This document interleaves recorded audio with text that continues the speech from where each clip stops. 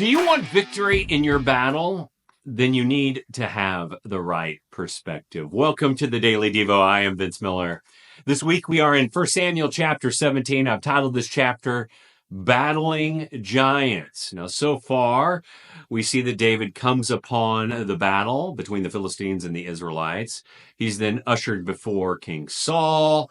He tries on his armor, he throws it off, and now he heads on to the battlefield. And let's read verses 41 all the way down through 54. It reads, "And the Philistine moved forward and came near to David with his shield bearer in front of him. And when the Philistine looked and saw David, he disdained him, for he was but a youth, ruddy and handsome in appearance." You'll notice here that even the giant thinks David is a pretty good-looking kid.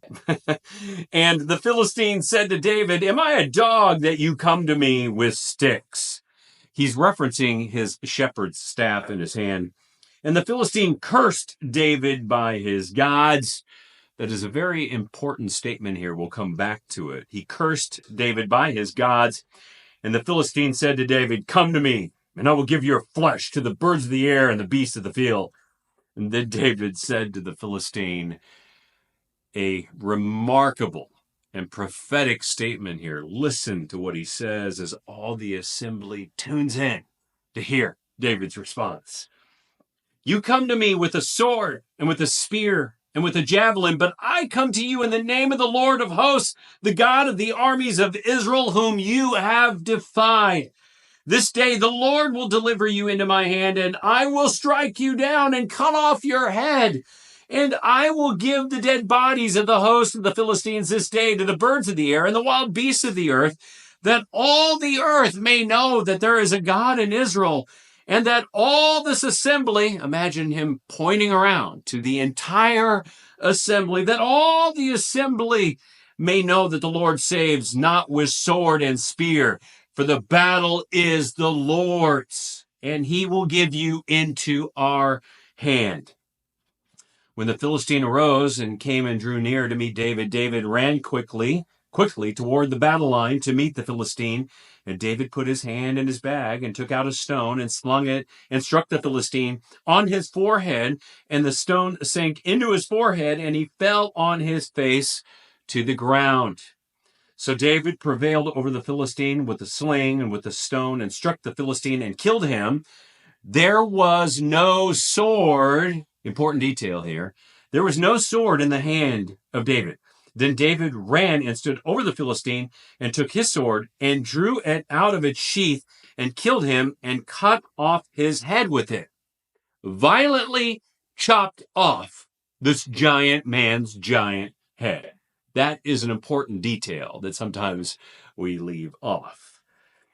When the Philistines saw that their champion was dead, they fled, and the men of Israel and Judah rose with a shout and pursued the Philistine as far as Gath and the gates of Ekron, so that the wounded Philistines fell on the way from Sharim as far as Gath and Ekron, and the people of Israel came back from chasing the Philistines, and they plundered their camp. And David took the head of the Philistine and brought it to Jerusalem.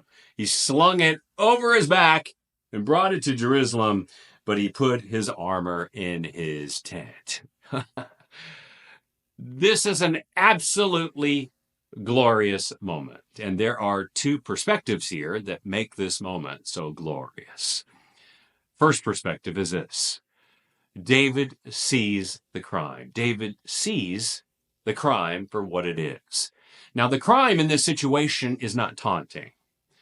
It's something more specific. The crime is cursing David and Israel, who are sons of Abraham, by foreign gods. And cursing in the Bible was a crime of spiritual significance. And David understood this. This moment is a battle over a theological injustice between a divine God and human opinions about God. David happens to be the only one who sees the crime and is willing to act in faith because of the crime.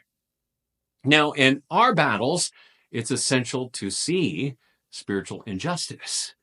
Now, I know most of the time we don't even think about this, And our conflicts become a battle of opinions. We end up fighting with others over personal opinions and then injuring each other. I have done this numerous times in my life with family members and friends and even business associates, and I have many regrets about that.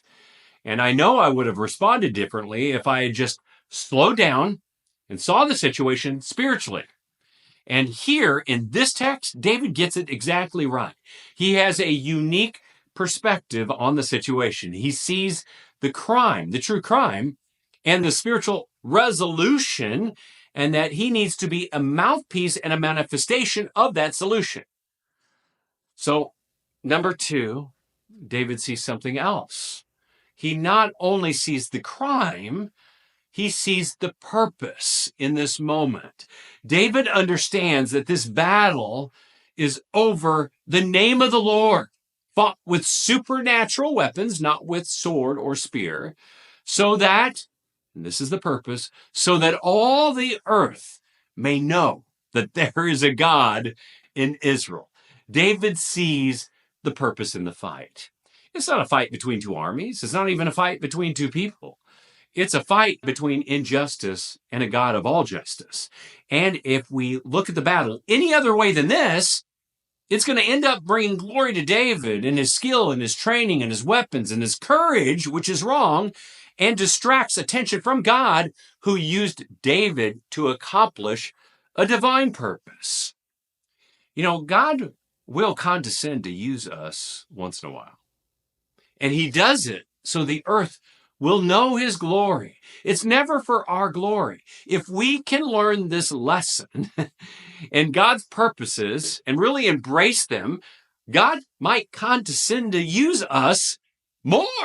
And the key is learning to see from a spiritual perspective how God wants to use situations for his purpose and his glory and not our own. So the lessons in this text are twofold. For us, number one, you got to see your battle spiritually. Number two, you got to see God's purpose in that battle.